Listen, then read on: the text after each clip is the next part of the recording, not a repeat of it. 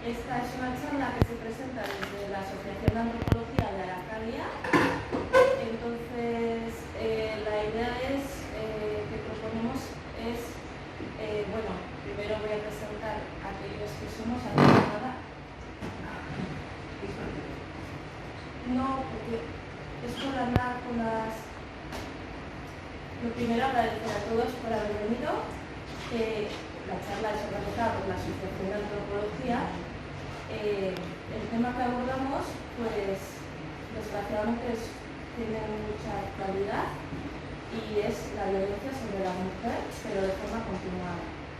Entonces, la información que tenemos a día de hoy sobre este tema, pues, es inconmensurable, ¿no? Es decir, podemos hablar sobre la violencia de género todos los días y en todos los espacios y en todos los medios, y llega un momento de saturación a veces, o que ya no sabemos qué información puede ser de una forma constructiva de cara a ayudar o a colaborar de una forma más eficaz con estas personas que están siendo víctimas de una situación de maltrato o no. Y bueno, lo que traemos desde Arcadia son dos dimensiones que son la psicológica y la jurídica. La idea es qué pasa cuando una víctima se encuentra en la situación de que ya llega a la denuncia, ¿no? Entonces, ¿qué pasa? ¿Qué tratamiento y qué atenciones se les puede dar desde las instituciones psicológicas y jurídicas? Hemos traído a Juana Zárate como psicóloga del Instituto Psicológico Jurídico y Forense del SIMAE, y a la jueza Esther Fernández Arconilla del Juzgado de Violencia de Género. Y bueno, entre ellas dos van a hacer principalmente la charla que consiste en eso, ¿vale? En explicarnos un poco a partir de la denuncia qué es lo que ocurre con estas víctimas. Y nada, iniciáis como queráis. Vale, bueno, vamos a hacerlo, o por lo menos Esther y yo pretendíamos hacerlo un poco dinámico, ¿vale? Que nos podéis interrumpir en cualquier momento y que, aunque demos unas pinceladas generales nosotras, que sea un poco debate, ¿no? Es un tema que está muy candente, como ha dicho Rebeca, y es un tema que nos preocupa a las dos, porque trabajamos en el área y porque en vez de estar disminuyendo, como se supone lógicamente que tenía que ser, porque la violencia de género siempre está encasillada en esa violencia estructural y cultural que venía de antes, ¿no? Que podíamos entender que estuvieran nuestros mayores, pero no entendemos por qué hoy en día 30% era lo que tenemos un poco en estadísticas de nuestros usuarios en víctimas y en agresores son menores de 27 años, que es una edad que ha bajado muchísimo. Y no solo ha bajado la edad, es que además ha aumentado la violencia física, que ya se estaba dando como en un grado bastante menor, vuelve a estar muy disparada. Hay mucha violencia física y mucha violencia sexual en estas primeras relaciones de pareja. Entonces la idea, ya os digo, que es que podéis participar en cualquier momento, que no penséis, como están hablando no puedo preguntar, no, que nos interrumpáis todo lo que queráis, ¿de acuerdo? Entonces, lo primero que quería era que os hicierais una idea, porque cuando Rebeca me decía de qué manera se puede colaborar con algunos organismos, de qué forma podemos ayudar si sabemos de una mujer que está en esta situación. Yo creo que para poder ayudar, lo primero que hay que hacer es entender qué pasa con estas chicas o con estas mujeres, porque si no las entendemos, lo que hacemos es empezar a ayudar y en cuanto ellas recaen un poco, nos abandonamos, ¿no? Nos sentimos muy frustradas, todo lo que he hecho por ti, tú no estás haciendo nada por ti misma. Entonces, vamos a entender un poco por qué les pasa esto. Pensar que una mujer, cuando le presentan a un chico, si este chico va y le pega una bofetada, dice ella, ¡ay, el hombre de mi vida! No empezamos así. Ese chico es muy agradable al principio, tiene un montón de conductas que le gustan, a su entorno normalmente suele gustar, aunque él diga que no, pero bueno, suele entrar. Entonces, esta mujer de primeras tiene, como me decía una víctima que llevaba 10 años con el mismo chico, decía, yo no creía en los cuentos de Disney y de repente decía, no, si me ha tocado el príncipe azul, ¿no? Un chico súper majo, muy agradable. Luego hay más variantes, pero es un prototipo como más o menos del proceso psicológico que suelen llevar. De repente, en esa situación como idílica de enamoramiento del principio, que lógicamente todos de primeras podemos ser muy amables, aparece una primera agresión verbal, ¿no? Igual estamos con los amigos y entonces dice, ella está hablando y él dice, ¿te quieres callar? Joder, hostia, que no tienes ni puta idea. Todo el mundo se queda así porque es una salida de tono no esperada. Y entonces cuando siempre hay un amigo que, ay, venga, no sé qué, cambia de tema y ya está, ¿vale? Y nos vamos, entonces ella, porque ella todavía está bien, ella está en una relación de pareja que considera normal y está fuerte, piensa, le dice, oye, perdona, ¿que te has pasado? Sí, sí, ya lo sé, lo siento. Mira, es que llevo un día no sé qué, y justifica lo que ha hecho, y bueno, pero es que tú. Entonces, claro, como es una pareja normal y todo está normal hasta ahora, ese pero es que tú es con lo que quiero que os quedéis. La chica, ¿qué hace? Deja de pensar lo que ha hecho él. ¿Qué empieza a pensar? ¿Qué he hecho yo para que él, que no es así, actúe así? Y entonces empieza a, si esto le ha molestado, voy a intentar no hacer este tipo de cosas que sé que ya le molestan. No lo sabía, pero ahora lo sé. Lo que haríamos cualquiera con nuestra pareja. Cuando algo le molesta a nuestra pareja, intentamos no hacerlo. ¿Qué pasa? Que en una relación normal yo hago eso y mi pareja hace lo mismo. En estas relaciones vamos a coger ya un camino que es que cada vez que pasa algo, es ella la que piensa, vale, todo lo demás va muy bien, entonces esto es lo que tengo que cambiar. Y a nivel psicológico empieza a adaptarse y empieza a culparse.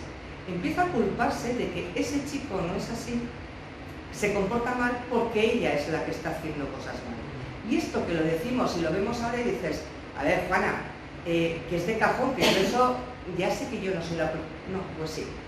Se empiezan a creer que son las culpables, se empiezan a dar vuelta a su esquema cerebral. Y su cerebro el cerebro tiene una función importantísima en el ser humano, que es la máxima felicidad en la situación en la que estemos.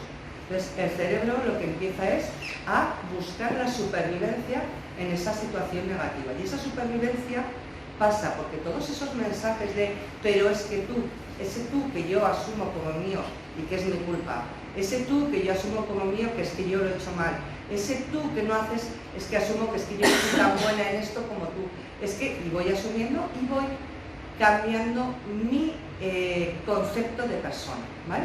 Y por eso nos encontramos con víctimas de violencia de género cuya autoestima es cero. Cuando ya llevan mucho tiempo de relación de pareja o una violencia muy intensa, tenemos chicas cuya autoestima es absolutamente cero, culpabilizadas por todo. Haya violencia física o no la haya, solo con la psicológica. Esta mañana estoy con una chica que no conseguimos arrancar, que ya lleva 5 meses y aún todavía le pregunto, le digo, pero a ver, exactamente ¿qué te ha llegado para que pienses que eres tan mal y que todo lo vas a hacer mal? Todo lo vas a hacer mal, que la pregunta venía de ¿qué vais a hacer en Navidades? ¿No? Pues en estas situaciones de separación, una pregunta en esta época y así es un poco dónde están los conflictos, el niño dónde va a estar, una pregunta muy típica de tratamiento. Y me decía, no, pues bueno, el niño va a estar con su padre porque tiene visitas no sé qué días y yo me quedaré con mi madre y digo, ojo, pues aprovecha y haz un plato que te apetezca, que te guste. Ah, no, para otros yo no cocino. Digo, ¿cómo que tú no cocinas? No, hombre, qué vergüenza y si no me sale bien. Pero es que es incapaz de hacer nada cara al exterior por miedo a confundirse. ¿Qué le está pasando? No pasa una entrevista de trabajo. O sea, ese es el daño al que podemos llegar en estas situaciones. Entonces, cuando hablamos del proceso jurídico, que es en teoría lo que deberíamos hacer, esta chica que os digo, no se ha atrevido a denunciar, ni lo va a hacer. Pero cuando entramos un poquito en entender en qué parte jurídica van a entrar, tenemos que entender que la mujer que tiene que poner la denuncia es esta mujer que cree que ha sido ella la culpable de todo el maltrato que está sufriendo, que ella es la culpable de que ese chico encantador que conoció, que ya casi ni se acuerda, pero lo conoció, se haya convertido en el monstruo que es, porque además solo es monstruo con ella, con lo cual solo yo soy la culpable de que él sea un monstruo. Soy yo la que todo lo hace mal para que él sea un monstruo. Entonces, ¿qué voy a ir a denunciar? ¿Qué pensáis que puede denunciar una mujer que opina esto de sí misma? Cuando va a denunciar piensa que la que tendría que ser denunciada es ella, porque ella es la mala malísima de la película. Entonces nos encontramos con 2 días para iniciar la denuncia. Que esté habiendo una situación que la esté viendo el exterior, aunque ella no la vea, y que se le obligue, por así decirlo, a denunciar, o aprovechando una circunstancia concreta, un vecino, un amigo, un familiar, sea el que llame, ¿vale? Entonces, esa denuncia, como comprenderéis, ella no tiene nada claro que la tenga que poner, pero como tampoco sabe decir que no, porque dentro de todo esto que le está pasando, una de las habilidades que primero pierden es la capacidad de tomar decisiones, pues si me decís que tengo que denunciar, denuncio.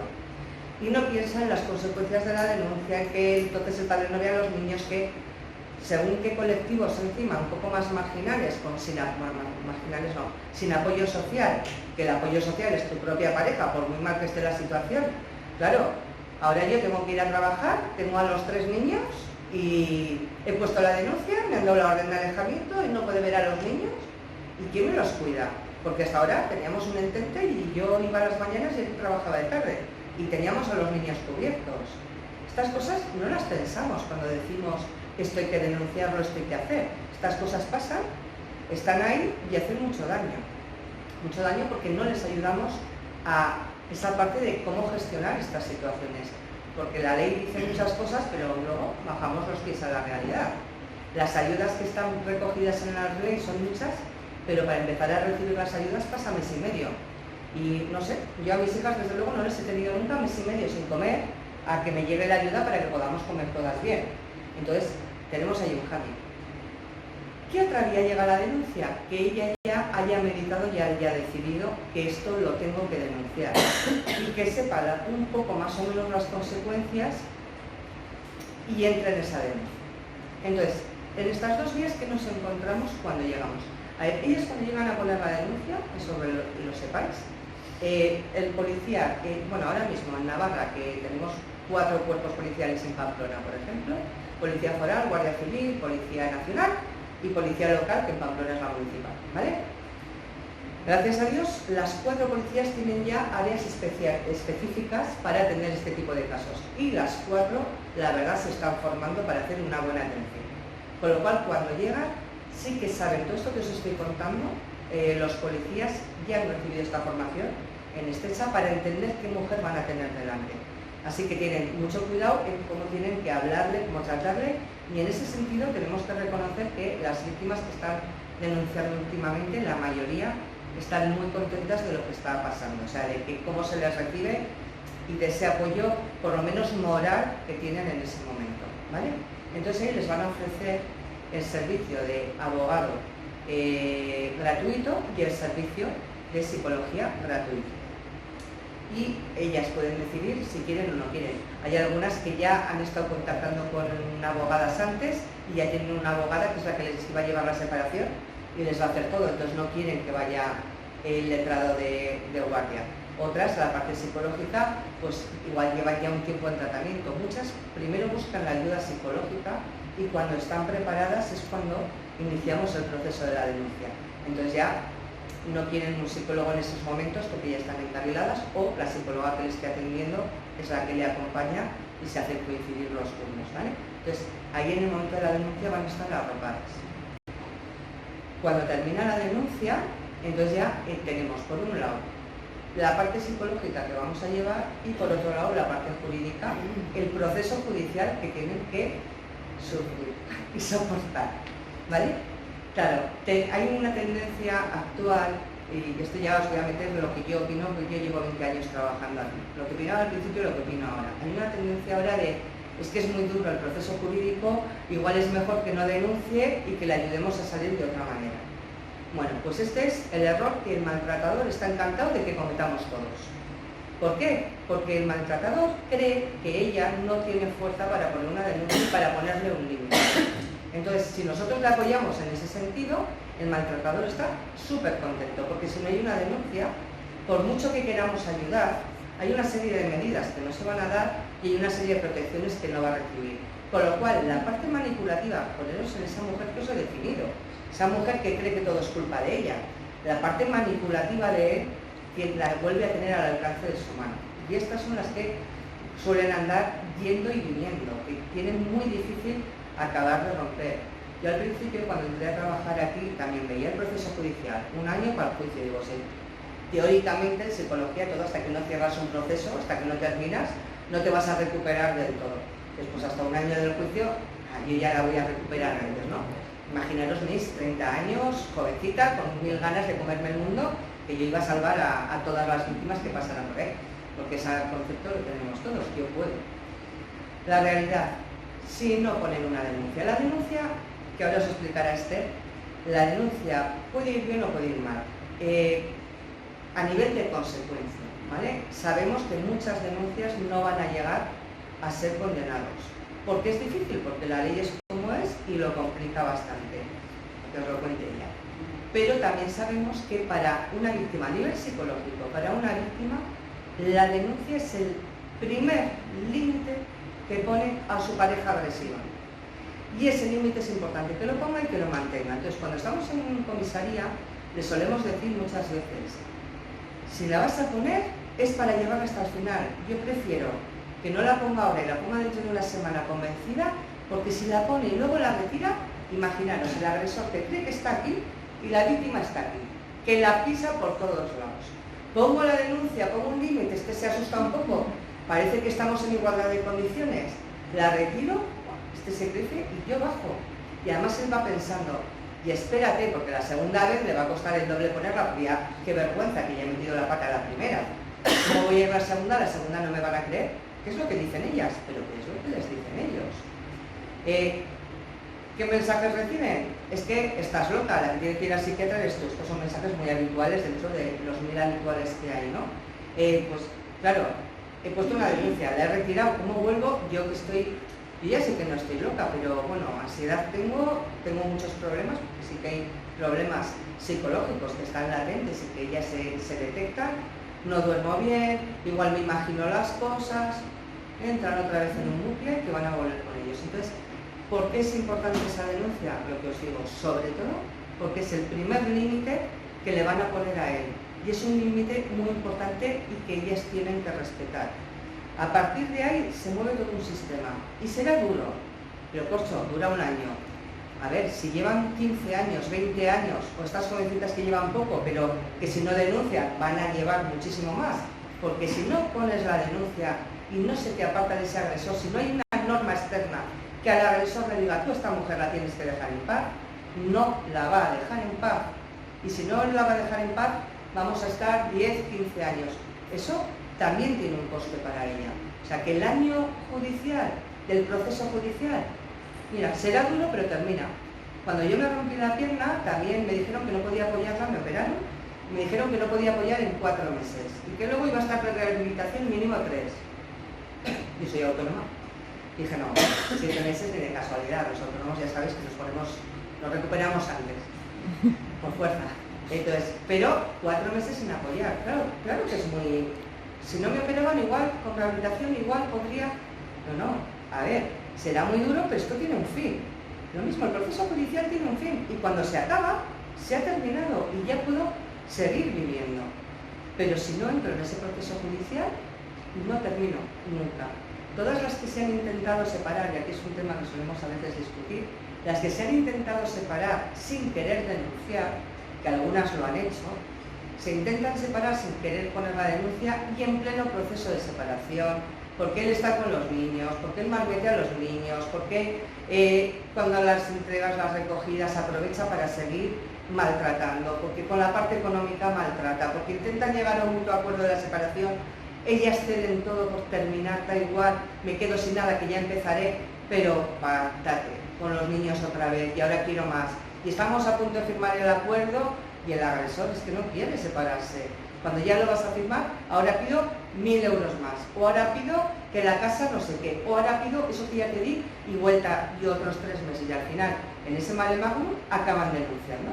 Al final acaban denunciando, pero en una parte judicial en la que se mira más con lupa, porque ¿por qué pones la denuncia ahora si te estás separando ya? Hay un cierto sentimiento ahí a nivel judicial de que hay una, ¿cómo le llamas? ¿Escurio es? O es indagación del proceso.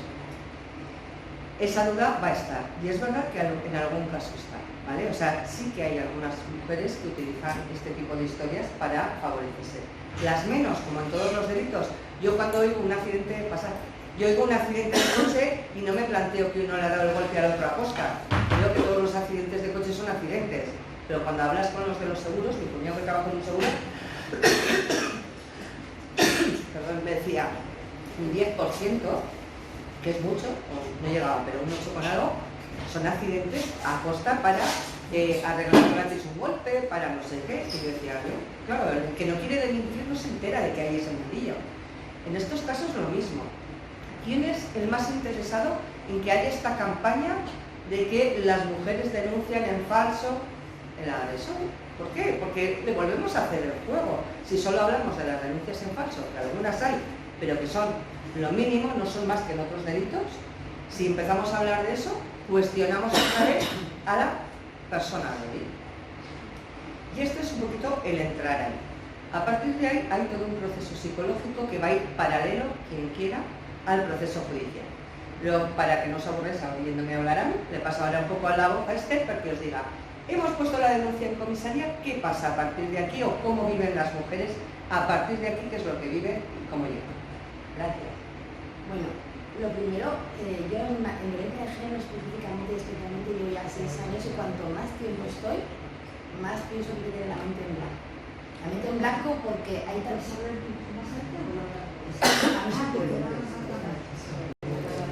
Si no me pongo de pie, si me voy a meter así, tampoco tengo mucho tono. Que no se puede quitar. Ayer estuvo la pobre en urgencias, que no os lo va a decir porque no podía hablar. Hoy la hemos recuperado. Si me pongo así, me oí mejor. No importa, si no os molesta a vosotros, yo me acerco. Eso por tener hijos con virus, que ellos están estupendos y la madre no. Digo que sí, bueno, cuando lo eché los niños. Entonces, cuanto más tiempo he trabajado en violencia, más conclusión llego que hay tantos casos y tantas formas de reaccionar como mujeres hay. Y a todos los estamentos sociales. Pensamos que a veces estas circunstancias las encontramos en mujeres con pocos recursos. Cuanto más recursos culturales y económicos, más vergüenza tiene la mujer y menos se conoce por el entorno. Hablando del último caso que decía Juana, me acuerdo que estando en el penal nos llegó un caso separados, los niños ya mayores, y había denunciado después de años de separados que cada uno había rehecho su vida. Y en una de las entregas se la vuelve a hacer.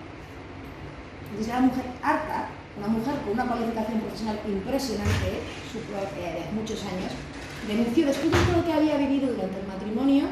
En una de las entregas se le mete en casa, no sé adentro, pero fue por allanamiento, se le mete dentro de casa, la vuelve a agredir y le rompe el coche, con los niños arriba y con la suerte en esta ocasión que estaba la persona que trabajaba en casa y pudo atestiguar todo lo que había dicho ella. Él también, otro alto cargo, que no soportaba el hecho de que ella siguiera haciendo su vida a pesar de tener su nueva pareja. Pero es que había que oír a la nueva pareja cómo decía que ella tenía la poca vergüenza de saludar a sus suegros actuales en las piscinas, que sus suegros eran los abuelos de sus hijos.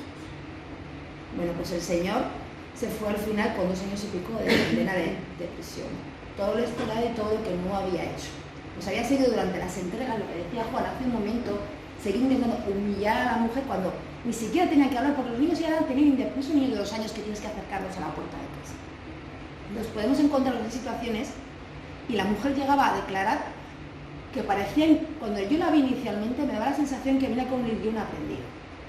Y lo que llegaba es harta de tantos años y tener que, a pesar de haberme separado, de tener su vida, tener que estar soportando esta situación. Y no es cómodo llegar a un juzgado, contarme a mí, a una abogada que no conoces nada, tus intimidades, porque son delitos de la intimidad, en el que tienes que explicar por qué has aguantado tantos años que te diga que eres una inútil. Delante de los amigos en un bar, que queman hacer las croquetas, que les puede parecer tonto, pero una aquí, otra aquí, lo vas juntando y al final cuando juntas todos esos hechos te das cuenta del ambiente que ha vivido esa mujer. Porque lo fácil es probar la agresión física, la psicológica es la más difícil de curar y de probar. Porque bien porque lo ha aguantado durante mucho tiempo, o bien porque no lo han conocido los demás, Es muy difícil de acreditar. Siempre preguntamos. No, perdona que te interrumpa, pero es que yo creo que a veces también esas situaciones no las identifican como violencia. Sí. Entonces, quizá eso también es como una salvaguarda, decir, yo hago las cosas mal, yo tengo el control, o sea, como que en un momento dado tienen el control, porque soy yo la que hago mal, no sé. Normalizan. Lo normalizan. Entonces eso es como una válvula de escape, que luego ya hagan lo que hagan, cuando ya se dan cuenta que hagan lo que hagan, todo va a estar mal, entonces ahí viene el picado. Y te quería preguntar, cuando llegan a la comisaría hay un equipo psicológico, creo que me consta que hay protocolos. En Navarra es la única comunidad de España que tiene asistencia psicológica de urgencia para las mujeres maltratadas. Sí. Porque pienso que es súper importante ir preparada, porque muchas mujeres no saben que ciertas situaciones son violencia, la violencia ambiental, que te rompan cosas y que te griten, se normalizan muchas cosas que ellas pues esto no es violencia, esto ¿qué va a ser? Por ejemplo, hace unas semanas, cuando la charla del psicólogo que vino de Madrid, nos explicó, y esta mañana lo preguntaba una víctima, me intentó ahorcar, digo, ¿cómo te ahorcaba? ¿Mirándote la cara o de espaldas? No es lo mismo. ¿Cómo? Me decía que la había intentado ahorcar él, y le preguntaba, ¿por cómo te ahorcaba? ¿De cara o por la espalda? Porque nos explicaba el compañero de Madrid que de cara indica una mayor peligrosidad, porque estás viendo a la víctima que en tus manos estás perdiendo la vista. Es mayor agresividad, mayor violencia que si tú no la estás viendo. Un mayor riesgo para ella.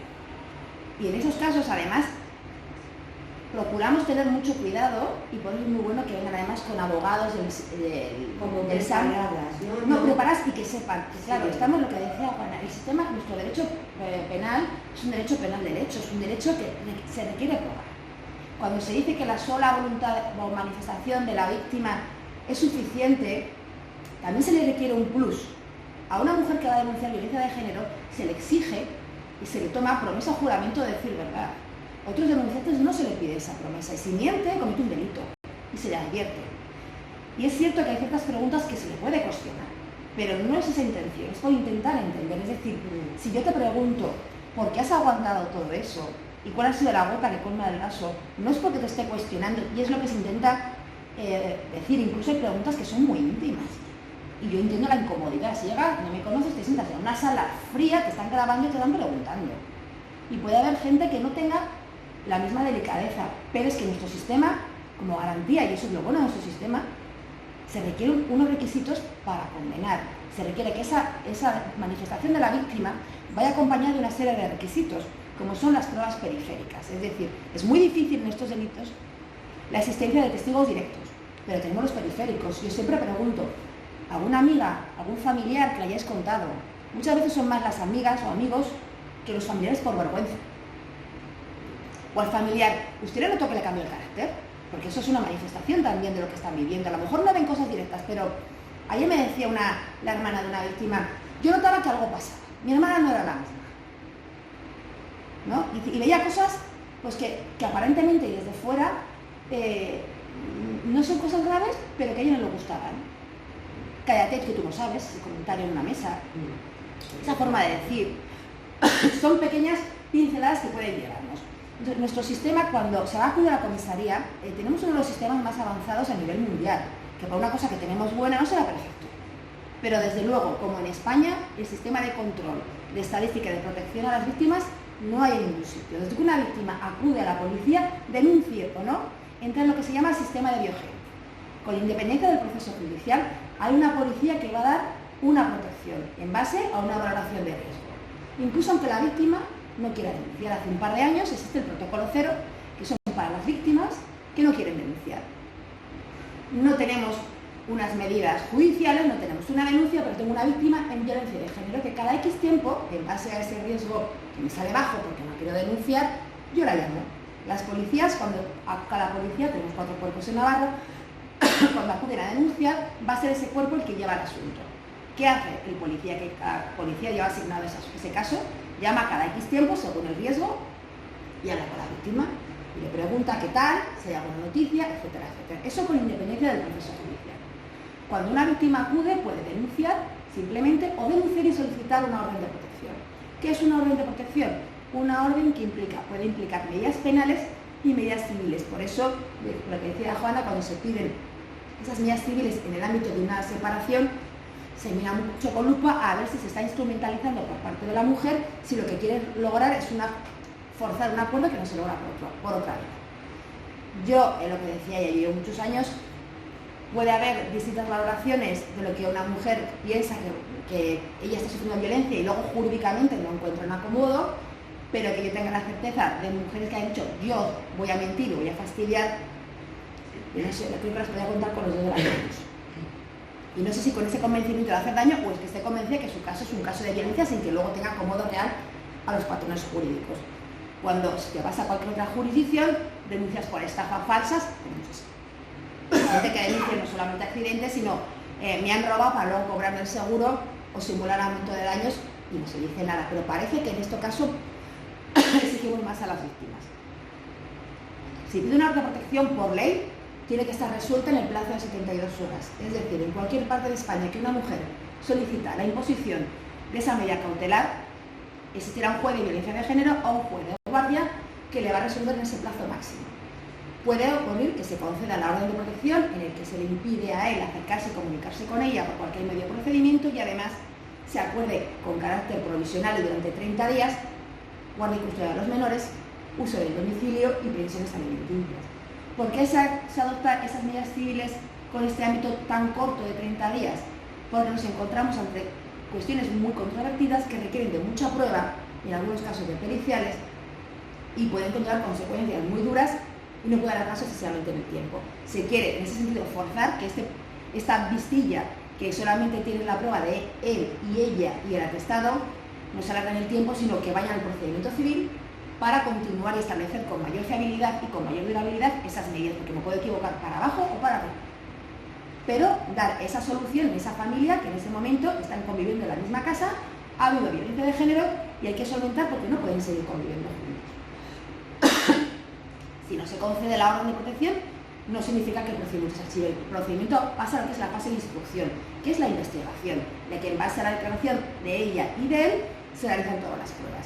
Si llegan los testigos, se piden oficios policiales. Los casos, cuanto más jóvenes son, nos estamos encontrando con los temas tecnológicos, todo se deja por mensaje, todo se graba y todo se manda. Generalmente, en el resto de los delitos, se suelen borrar todas esas pistas. No sé si en la violencia, como existe un componente emocional muy importante, seguimos siendo bastante torpes y suele dejar rastros, suele dejar mensajes por escrito, por audios, etcétera, etcétera. En el caso de las personas cada vez más jóvenes, minimizan y además normalizan mucho ese tipo de delitos a través de los medios tecnológicos, el control de redes, el control del WhatsApp. Me decía el otro día una abuela del cole de mis hijos, me decía, ahora estáis peor que en mi época, estáis más controladas. Dice, en mi época tú salías a las 5 de la tarde, sabes que llegabas a las 8 para la cena y nadie sabía dónde estabas. Ahora sales, estás en el WhatsApp, a qué hora vienes, a qué hora dejas de venir, que no tiene que ser por control, pero al final estás controlado. No tienes esa libertad, que no es que vayas a hacer o dejar de hacer. Pero la tecnología tiene esas circunstancias y esas condiciones se ven mucho en las relaciones de pareja. Hoy me decía uno, tú sabes las aplicaciones que me he tenido que instalar para que ya sepa dónde estoy. Porque son controles mutuos, a veces llegan esas relaciones de dependencia, de toxicidad, de control, que en el caso de ellos, esos controles y esos celos se traducen luego, si no cumple, en coacciones, amenazas o agresiones, y en el caso de ellas en una sumisión y una normalización, porque te dicen, claro que le dejo el móvil, no tengo nada que ocultar, pero es que no le tienes que dejar el móvil. Entrar en el móvil sin el permiso de una persona es un delito castigado con la pena de prisión, y lo normalizan. El año pasado tuvimos unos chicos de segundo de medicina, 19 años, Pamplona, educados, buenas familias, 19 años. Pues hoy estoy contigo, mañana con otro. Normal, estuvieron 2 meses juntos, pues luego se vio con otra la cuadrilla. Van a la discoteca, al chico le dicen, se está enrollando con fulanito en el baño y él trabaja a demostrar lo gran hombre que es, según era pegar al amigo y le dio a ella. El amigo no quería denunciar porque son muy buena cuadrilla y ella decía que no, que le había agredido a ella. muy preparado todo, yo me lo he pegado, pero el fiscal, muy fino la pregunta, le preguntó, ¿hace unas semanas no estuviste en casa con ella? Sí. ¿No le entraste en el móvil? Y dice, hombre, me dijeron que había tonteado con otro. Y me dijo que no, pero yo tenía que saber la verdad. Y ella me lo dijo así, tenía que saber la verdad. Y claro que intenté entrar, pero tenía patrón y no podía. 4 meses de prisión. Lo dijo. O sea, a mí lo que más me asombró y más me preocupó es como, escrito así, claro, tengo que saber la verdad, a costa de restringir la libertad de otra persona. Al final fue condenado. Se negó la agresión física, que hubiera, por supuesto, trabajos en beneficio de la comunidad, una pena más leve, pero reconoció un hecho que llevaba la pena de prisión. Que no tiene antecedentes, no entra, sin 2 años, cumple una serie de condiciones. Pero es un chico con 19 años, estudiando medicina, tiene una condena por un delito de violencia de género. Y ahí se queda.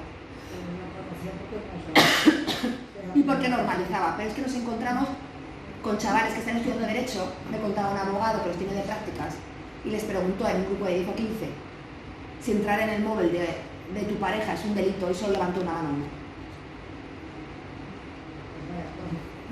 Y nos encontramos cuando hacemos las campañas de prevención en los colegios, cuando preguntas, ¿dejarías a tu padre o a tu madre que te miraran el móvil? Nadie. ¿Dejarías a tu pareja? Prácticamente las 2 clases que suelen estar allá, pero levantan chicos y chicas, indistintamente. Sí, o sea, tuve una pareja, ella 17, él 19, y decía, no, él me miraba los likes, bueno, cuando las publicaciones, cuando te dan para si me gusta o no me gusta, y él miraba quién me daba. Entonces yo puse así cara de póker y le dije luego a él, ¿es cierto que entrabais? Sí, pero con el consentimiento de ella. Le dije, ¿y en el tuyo no entrabais? Es que a mí como soy un raro nadie me escribe. Y me decía así con las sorpresas.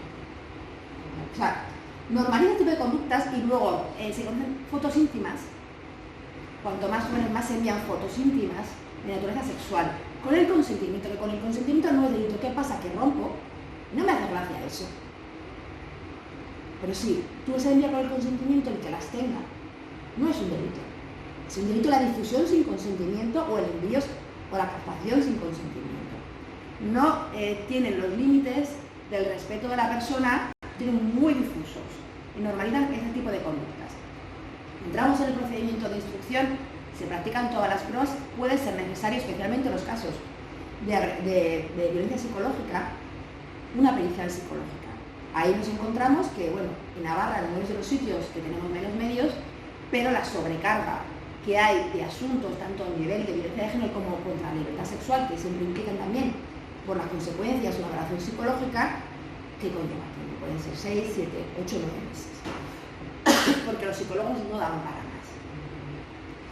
¿Qué ocurre cuando yo acabo de realizar todas las pruebas? Si tengo indicios suficientes, que llamamos de criminalidad, es decir, tengo indicios suficientes de que ese hombre ha realizado los hechos que se le acusan, indicios, no que sea culpable, porque luego nos encontramos que los abogados se nos han de acuerdo y recurren. No, si yo no digo que sea culpable, eso tiene que establecerse en una sentencia. Yo digo que hay indicios. Que hay indicios, se va a juicio. Juicio que si son por delitos con penas de hasta 5 años irá al juego de lo penal, y si son más graves, vale la audiencia provincial. Allí volvemos otra vez al juicio en el que se tiene que repetir toda la prueba. Porque la prueba que vale es la que se hace en el juicio, a pesar de que se ha producido en la instrucción una vez y todo se graba.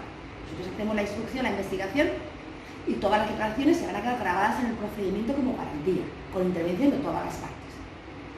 Pero el día del juicio se debe repetir todo de nuevo, las que son esenciales: declaración de ella, declaración de él y los testigos principales, y en su caso la notificación o no de los peritos. Eso supone, como entenderéis, para las víctimas volver a revivir todo otra vez. De hecho, nos hemos encontrado muchas víctimas que estaban muy bien hasta que llega el día del juicio y te dicen, he tenido que volver al médico a una pastilla para dormir porque tengo que revivir todo otra vez. Pues, vamos a celebrar el juicio, se pone la sentencia, que en el caso de que sea condenatoria puede conllevar penas de prisión, penas o bien de trabajos en beneficio de la comunidad. Si conlleva penas de prisión, si el condenado no tiene antecedentes, o no son muchos, son 1 o 2, y no tiene que ver con la violencia de género, nuestro ordenamiento jurídico siempre parte de la necesidad de la reinserción social del delincuente. Es decir, más que el fin punitivo de castigar, lo que tenemos que recuperar al condenado por un delito para la sociedad. Y en esos casos también con mayor razón, porque si es importante que una persona no vuelva a robar, es importante que no vuelva a tener una relación en la que maltrata. Entonces, en el caso de la violencia de género es preceptiva que cuando se le condena, la pena obligatoria es el alejamiento. La de comunicación se puede poner o no se puede poner. Generalmente se suele poner, salvo que sea un tema puntual, tengan hijos y la mujer lo solicita. Y se valora que no existe riesgo en esas comunicaciones. Pues también es condición para que no entre en prisión que durante un plazo que puede ir de 2 a 5 años ni se acerque a ella, ni se comunique con ella, no cometa ningún tipo de delitos y realice lo que llamamos el programa formativo, que son con los psicólogos de SIMAE, en los que va a unas sesiones y tratan... Interrumpo. No es un programa formativo, aunque lo diga la ley así, es un programa terapéutico, ¿no? Pero quiero marcar la diferencia porque en otras comunidades sí que es verdad que la ley pone programa formativo, psicoeducativo, me parece que lo pone así, ¿no? Es algo formativo, es educacional y en otras comunidades se hace esa parte educacional. Se suele hacer en grupos, una especie de charlas que serán buenas y que no digo que no, ¿vale? Pero el programa que está aprobado en Navarra, solo aquí no, porque también lo tienen en Valencia y lo tienen creo que en Galicia. Bueno, sé que hay alguna comunidad más porque nos pidieron el nuestro y han implantado nuestro programa, ¿vale? Es un programa terapéutico, es decir, hay veces que la sentencia es de 6 meses, pero el programa terapéutico dura de 1 a 2 años. Y además, para que sea, ¿cómo decir? Para que no lo revoque la sentencia, no sé qué, tiene que estar terminado y aprovechado. Porque hay gente que viene, se te sienta, porque los hay agresores. No, si tengo que venir, vengo. Que tengo que estar 1 hora, se ponen al horror y 1 hora. Esto no es aprovechar el programa. Esto no les vale tampoco, ¿vale? Sí, porque yo cuando empecé además el penal, me acuerdo que me reuní con ellos y dije, oye, ¿qué les hacéis? Porque tengo uno que dice que está muy enfermo, que no puede ir, dice que no, que solo se tiene que sentar y escuchar. Bueno, pues algunos no son capaces ni de eso. Y les hemos condenado, les hemos revocado la suspensión porque no han cumplido el programa formativo, porque son incapaces de sentarse a hacer el programa para evitar que vuelvan a reincidir. De hecho, el año pasado en septiembre tuvimos un atestado de policía foral en el que es él el que había reunido con ella, quedan esporádicamente para mantener relaciones sexuales y en una de esas situaciones la vuelve a pedir. Y él, que acaba de hacer el programa formativo, educativo, lo acaba de hacer y según comete el hecho, lo bueno hubiera sido que hubiera sido preventivo. Pero bueno, ya una vez que lo ha hecho, llama a la policía a él y se autodenuncia. Va a la policía, la chica no quiere saber nada, pero dice que yo lo he hecho, acabo de hacer el programa, sé que he hecho mal y yo quiero recibir castigo y condenamos. En base a su propia declaración y confesión de los hechos. Porque la chica no quiso denunciar, no quiso declarar y no quiso saber absolutamente nada. Pues bueno, si logramos recuperar algunos varones para que no vuelvan a cometer esos delitos, y la víctima tiene un derecho a la información de todo el procedimiento. Si yo puedo seguir, porque son delitos públicos, ¿qué quiere decir esto? Que ella, aunque no quiera denunciar, si yo tengo testigos, yo puedo seguir adelante y acuso al Ministerio Fiscal. Y ella, aunque no sea parte, como es decir, que pueda reclamar, sí que tiene derecho a ser informada. Y puede ser informada no solamente durante la instrucción, sino también durante el enjuiciamiento y la ejecución. Y también tienen derecho a ser informadas incluso cuando están cumpliendo penas por otros delitos. ¿Qué quiero decir? Imaginemos que el delito de violencia de género no conlleva pena de prisión, pero comete otros delitos y entra en prisión. Entra en prisión o sale y tiene permisos penitenciarios. Tiene derecho a saber. Tiene derecho a esa información. De hecho, nosotros teníamos a uno en un programa terapéutico por consumo de drogas, se escapó del centro y a la primera que se le avisa es a la víctima para que lo sepa. A los cuerpos policiales, evidentemente, para que esa vigilancia continúe. En el caso de los más complejos, de los más violentos, que no están para entrar en prisión, pero hay que tener mucho cuidado con ellos. Tenemos el control telemático de las medidas de alejamiento, lo que habréis oído como pulseras. Las pulseras tienen sus pros y sus contras. ¿Qué requiere como mínimo? Una distancia de 500 metros. ¿Qué supone en ciudades como Pamplona? Que esa distancia en línea recta de 500 metros es mucha distancia. La víctima va con una especie de teléfono, una PDA, y él va con 2 dispositivos, una PDA y en lo que es el brazalete, que suele llevarlo en el tobillo. Cada vez que él está a menos de 500 metros, salta la alarma. De la víctima se la llama. que suena el teléfono. Y es removerle todo, y a veces cada una vive las emociones como quiere. Y hay víctimas que no tienen que estar dando explicaciones, quieren normalizar su vida. Y de repente recibe una llamada de la policía: ¿dónde estás? ¿Estás sola? Métete en una tienda y espérate que te llame. En 500 metros o 200 metros en línea recta, ellas no leen, pero le alteran la vida. Hay víctimas que no son muy vulnerables o necesitan mucha seguridad, que sí que agradecen estos dispositivos. Nosotros muchas veces hemos reclamado que es una cuestión técnica, que en ciudades pequeñas deberían facilitar que exista menos distancia. Cojamos una villavesa. Hemos tenido algunos que cada vez que pasado la visa por Merindades, pues que casi que tienen que salir de todo el casco de Pamplona para que nos salten.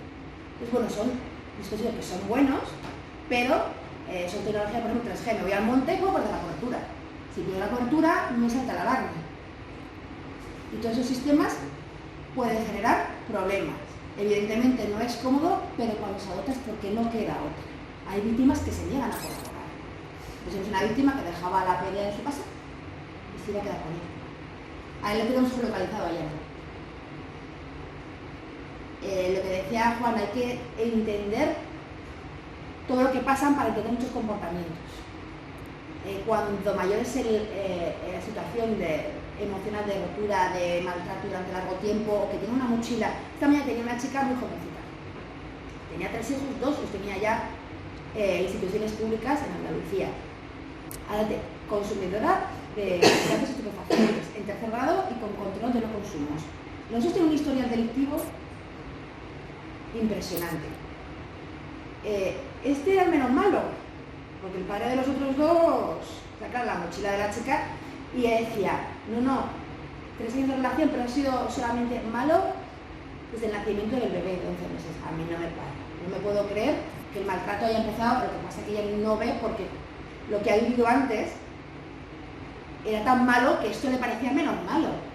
Pero decir una cosa que tú has dicho hace un momento, dice: es que siempre me dice que no valgo para trabajar. Y he tenido las entrevistas de trabajo y llevo 20 años trabajando, y cuando me dijeron que sí, es que lloraba de emoción, pero yo pensé que no podía conseguir. Y a pesar de ello, vino la abogada a hablar porque me dijo: tiene tantos antecedentes él que ya no quiere que entre en prisión, está por una denuncia. Porque sabe que si le queda otra condena, tiene varias suspendidas por otros delitos, como le vuelve la condena va a entrar dentro y ya no lo quiere. No quiere eso, si entra no denuncia. Si el padre de su hijo es un buen padre para su hijo porque dentro de que él es un consumidor, es que tienes que verlo. No para quieto, no me deja terminar las frases, digo: eso conmigo. Lo que tiene que ser con ella en su casa. Que hablaba tanto y decía tantas barbaridades, negaba, claro, él era muy bueno. El malo había sido el otro porque yo le he rescatado y yo le he mantenido, le he dado 2.760 euros hace unos días para que se busque, pero ya ha dado muchos datos. Y bueno, él también viene, decía que había sido maltratada, entonces bueno, vienen de ambientes, pero es que normalizamos mucho tipo de conductas. Otra madre me decía el otro día: mi hijo es un bendito, si fregaba lo que tenía que fregar ella. Y estábamos 3 mujeres en sala, estamos a decirle: bueno, si me explica usted qué es lo que tiene la mujer que fregar. Pero quiere decir, eso nos podemos encontrar a ciertos niveles, pero no os engañéis. Seguimos subiendo gente con su educación, con su cultura, y hemos encontrado con mujeres muy cualificadas que ¿por qué ha estado aguantando tanto? Una mujer que vale tanto, que tú lo ves desde fuera, pero ella desde dentro no lo ve. Tiene una autoestima tan sumamente rota que han llegado a normalizar ese tipo de conductas. Que suelen llevar mucho la libertad, atentados a la libertad sexual, que no puedes probarlo porque al final las agresiones sexuales en parejas son las que no requieren violencia física, porque ya es violencia psicológica. Son las que muchas veces no basta una mirada. Hace años tenemos una mujer que vino relatando una serie de conductas, de control, de celos, y de repente dice: no, era tan celoso que cuando venía de la calle para ver si estaba con otro me metía el dedo en la vagina y tal, pero lo decía, no lo contaba como si fuera una agresión sexual. Y me dijo: es que eso es una agresión sexual. Me metía un dedo, eso no es una agresión sexual. Sí que es una agresión sexual. Y a veces les tienes que preguntar, que les pido disculpas, digo, no es que yo quiera entrar en ese sentido, pero necesito saber si ha habido introducciones en él porque me lo exige el tipo penal. Y es que estamos subiendo tanto los números Pero, y vuelvo a repetir, España es de los que estamos más controlados porque tenemos estadísticas hace muchos años, porque tenemos un sistema policial que permite, porque a mí eso me da mucha tranquilidad como juez, puede que el proceso no pueda seguir adelante ni conseguir una condena, que no es la solución para la víctima. La solución para la víctima es su reconstrucción por dentro, su reconstrucción como persona. Porque nos está pasando, el otro día me vinieron unos abogados a hablar de una menor que estaba desaparecida, viviendo en la calle, con otro que es un maltratador, que ya no puede denunciar, que están los educadores. Y le dije, estás focalizando en él, pero si no trabajáis con ella, pasará este y un grado. Otro que hará bueno a este. Por eso que nos encontramos con víctimas que reproducen mucho el patrón. ¿Por qué? Porque no van a recibir la asistencia psicológica necesaria para reconstruirse. Porque si no reconstruyen, no se dan cuenta que lo que han vivido no es lo normal, que no es lo que tienen que vivir, volverán con otro. Porque el otro día decía el psicólogo de Madrid, ellos seleccionan a la víctima. Ya saben con qué víctima pueden traspasar ciertos límites. No llegando primero, como decía Juana, y te dan un puñetazo. No. Nos estamos encontrando, sí que es cierto, en la juventud, relaciones cortas, y que la primera manifestación de violencia es una violencia física. Que yo se lo digo mucho a los alumnos. No os podéis imaginar las agresiones que hay en la calle. Y la de gente que llama avisando que hay esa agresión física y ellos no quieren denunciar. Digo, ¿os imagináis si es capaz de pegarle en la calle con la concienciación social que hay que ir a su casa? A pesar de lo cual, hay que entender que la víctima tiene que denunciar y valora que manda a prisión o le puede caer una pena de prisión a su pareja con la que ha compartido su proyecto de vida, padre de sus hijos. El otro día tuvimos un juicio civil en el que el hijo, ya me salió la vena de madre y casi me daba ganas de decirle 4 cosas, no se hablaba con su madre hace 2 años. La madre iba a pedir ya la extinción de los alimentos porque no conseguía, el chaval está haciendo su carrera, pero no quiere saber nada de la madre. La madre emocionalmente estaba tan rota que pidió salir de vista para no tener que escuchar a su hijo. El hijo reproducía un poco, el chico tenía ya 20 años, lo que el padre había dicho durante el proceso penal. Y yo le pregunté, es que decía, él justificaba su actitud en que había bloqueado a su madre y que no la hablaba, más que para pedirle dinero, en que ella pues, no la había cuidado ni había estado cerca de él emocionalmente cuando los hechos, que le había engañado. Le preguntaba a la abogada, a la madre, ¿en qué te ha engañado? Y ella se fue de casa y no me dijo qué había pasado. Se me fue cuando se va de casa y pone la denuncia. Y yo me entero por mi tío y tal, y me pareció demás. Entonces ya me di cuenta de lo que estaba pasando. Y le pregunté y yo le dije, ¿tú te refieres que se va de casa y no te cuenta la denuncia, verdad? Sí. Y te la cuenta tu tío, ¿verdad? El hermano de tu padre. Sí. Y digo, ¿y si hubiera quitado la denuncia, tú hubieras estado de acuerdo? Bueno, sí, pero es que claro, le quería quitar la custodia de mi hermana. Esas expresiones no son propias de un hijo. Digo, tú, eso es porque has ido a la demanda, ¿verdad? Sí, tú te la da tu padre. Esto es continuar el maltrato de otra manera. Claro. O sea, la madre explicó que en su momento había intentado varias veces, los hijos eran mayores, que es difícil de comprender, porque en las situaciones que esta señora, además muy buena posición económica, buena empresa y tal, él es un carambana en el sentido de que, bueno, un marido mal del trabajo, tengo 20 trabajos en la vida, pero ninguno fijo. Cuando uno, y estoy diciendo que español de toda la vida de aquí, o sea, decir, no es una persona que llega sin recursos, no, pero no le ha gustado, o muy problemático en muchos trabajos. Y como es fácil que me mantengan y que tal, pero luego que mal, pobrecito de mí, que no encuentro trabajo. Bueno, vamos, son mis responsabilidades de dentro, pero bueno. Ella, con un hijo entonces de 16, 17 años y la niña de 14, opta por irse a las drogas. Se va y pone la denuncia y luego es cuando intenta recuperar, bueno, con la hija no tiene ningún problema y se relaciona a los dos padres, pero el hijo mayor no. Y ella explica que había intentado romper varias veces la situación, no había violencia física, psicológica fundamentalmente. Pero el hijo siempre le decía, mamá, por favor, no lo hagas. Entonces esta vez opta para aguantar, de ir sin no decir nada.